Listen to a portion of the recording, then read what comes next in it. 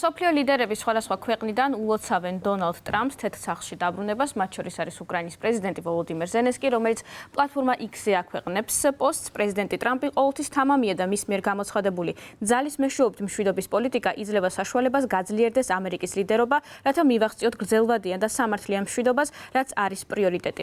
განაცხადა ვოლოდიმირ ზელენსკიმ, დაწერა ამის შესახებ პლატფორმა X-ზე.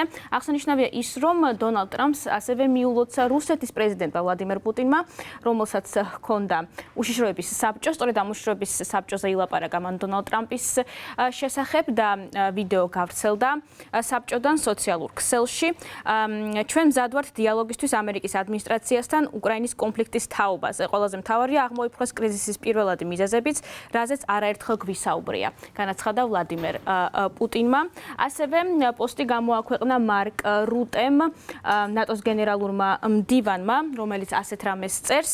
პრეზიდენტ ტრამპის თანამდებობაზე დაბრუნების შემდეგ ჩვენ მყისიერად გავზრდით წარმოებასა და თავდაცვაზე ხარჯებს. ერთად შეგვიძლია მშვიდობას ძალის მეშვეობით მივაღწიოთ, ნატოს მეშვეობით. დაწერა ნატოს გენერალურმა მდივანმა.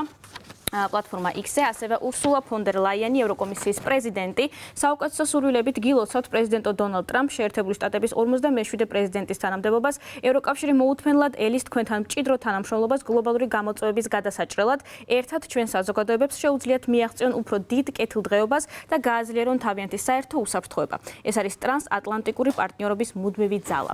განაცხადა ევროკომისიის პრეზიდენტმა, ასევე გერმანიის კანცლერიც აქვეყნებს მილოცვას. დღეს პრეზიდენტი დონალდ ტრამპი ოფისს დაიკავებს. გილოცავთ. ამერიკის შეერთებული შტატები ჩვენი უახლოესი მოკავშირეა და ჩვენი პოლიტიკის მიზანი ყოველთვის კარგი ტრანსატლანტიკური ურთიერთობაა. ევროკავშირი 27 წევრით და 400 მილიონზე მეტი მოსახლეობით ძლიერი კავშირია, განაცხადა ოლაფ შოლცმა, გერმანიის კანცლერმა. ასევე ვიქტორ ორბანი, რომელიც ვიდეო მიმართვასაც აქვეყნებს და პლატფორმა X-ზე აღწერას ურთავს ამ ვიდეო მიმართვას, ვულოცავ დონალდ ტრამპს, ამერიკის შეერთებული შტატების 47 პრეზიდენტს, ახლა ჩვენი ჯერია გავწყინდათ, ჩვენი ჯერია დავიკავოთ ბრიუსელი. განაცხადა ვიქტორ ორბანმა, უნგრეთის პრემიერ-მინისტრმა. ტრამპი მილოცვებს იღებს ასევე საქართველოდანაც.